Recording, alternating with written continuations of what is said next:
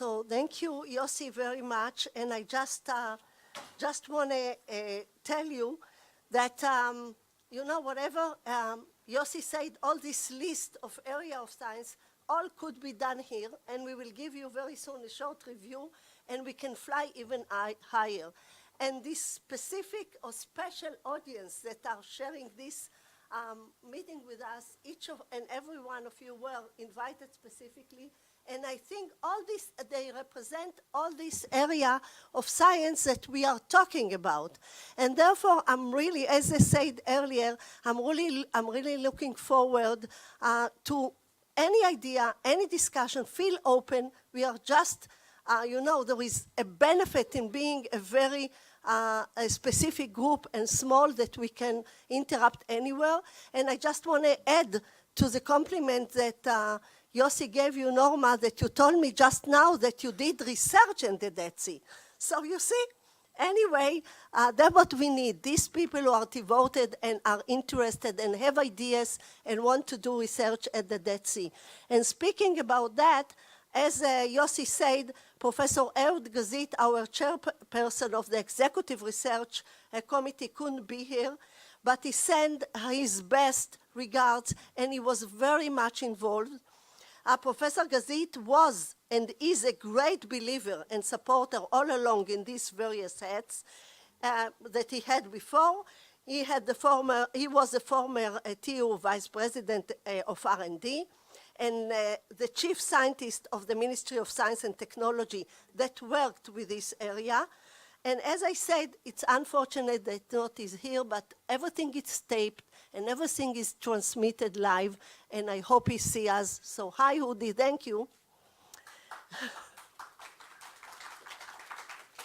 and now I want to invite Professor Mauro Ferrari, which is here with us, which is the chairperson of the International Board of Governors.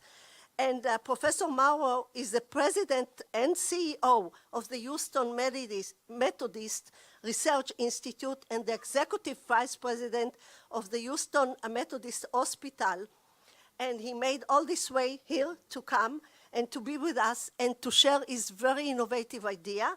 I just wanted to say that he came 8 years ago, I think, to give a talk at the Nano, and he was swimming in the Dead Sea and was trapped. And here he is. Thank you.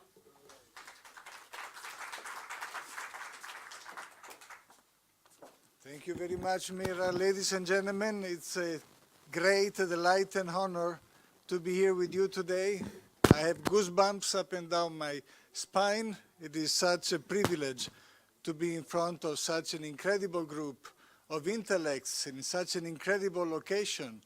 Everything about this location is extraordinary. Only place in the world where both of the names are actually incorrect, as the president already reminded us. Cannot think of anything else. It is, so Mira, thank you so much for the invitation. Mr. President, thank you so much for the kind words. Mr. Mayor, I consider myself, if you will allow me to do that, your partner in this operation. I consider myself a servant to all of you here. It is a great enterprise that you're all undertaking here. I see this incredible research institute nested on the side of this sacred hill as a portal to the future, projecting thousands of years of history into an untold number of thousands of years into the future through the work of all of you. I look forward to all of us rolling up our collective sleeves and turning this magnificent dream into a reality, the likes of which cannot be found anywhere. So, ladies and gentlemen, I am thinking of why life in the extreme.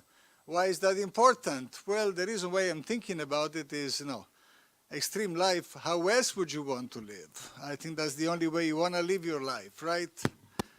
I'm thinking of the three fundamental drivers of human nature that I think are going to be deep inside the real focus of the things we're going to be working on in these 3 days and whatever comes from these 3 days. One is the notion, the sacred notion of self-preservation. Nothing wrong with that, but taken to an extreme, that also leads to a stifling of the human drive and nature, right? Think of how we have boxed ourselves into so many scientific disciplines, which really ward off interactions in so many ways among creative minds. So they are good in some ways, and they are a limiting factor in some other ways. On the other side, we have curiosity, which of course we need, drives everything we do, but it's also kind of scary. Let's be curious all the way up to the end of the garden, up to the fence, and let's stop right there. Come on, that's not the way we think, that's not the way we work. We always want to look on the other side of the fence, right? And that gives us into trouble sometimes, and it gives us the extreme notion of creativity, which is born out of curiosity, which in itself is a fascinating extreme behavior of the human mind. And the third big driver is the driver of love. Can we say love in a scientific context? Can you put the word love and the word geology in the same sentence? Not as in geologists love rocks, we know that. I'm thinking, can you put the word love and engineering in the same sentence? Love and medicine in the same sentence? I think you can. I think we should. I think that's the real foundation, that's the real objective of everything we do. So going back to the geological metaphors, if you will, that this place inspires, I'm looking at the domains of science a little bit like plate tectonics, if you will. There are big, large bodies that are floating around, and things happen that are good. But the real exciting stuff happens when they come together.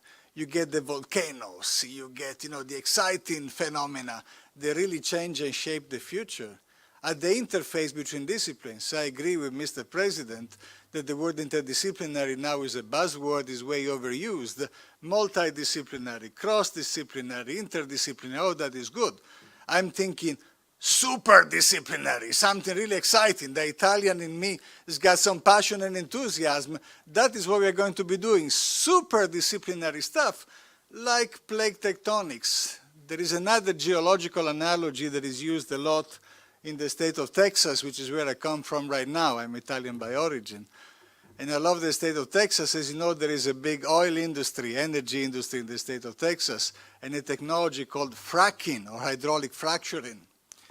And with its various environmental, of course, implications and what have you, but I like the notion that fracking puts things together and allows you to pick up things that otherwise would not be able to be picked up, so that you can use them for great energy production in so many different ways. So that's what we are doing today.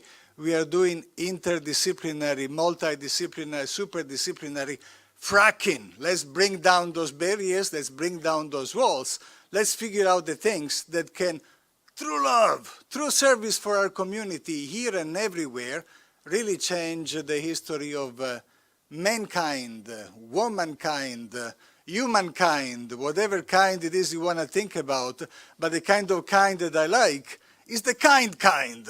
So let's do that. Let's push ourselves. Let's push each other a little bit kindly to go outside of our comfort zones, outside of our areas, of course, where self-preservation leads us to continue to think within our disciplines. Let's push ourselves a little bit out into curiosity, into creativity, always keeping in mind that we are here for one purpose and one purpose only, that is to serve others, here in this incredible, unique region in the world, and through the great things that can happen here, everywhere else in the world. So, ladies and gentlemen, I'm very honored to be at your service, and I thank you very much for the invitation.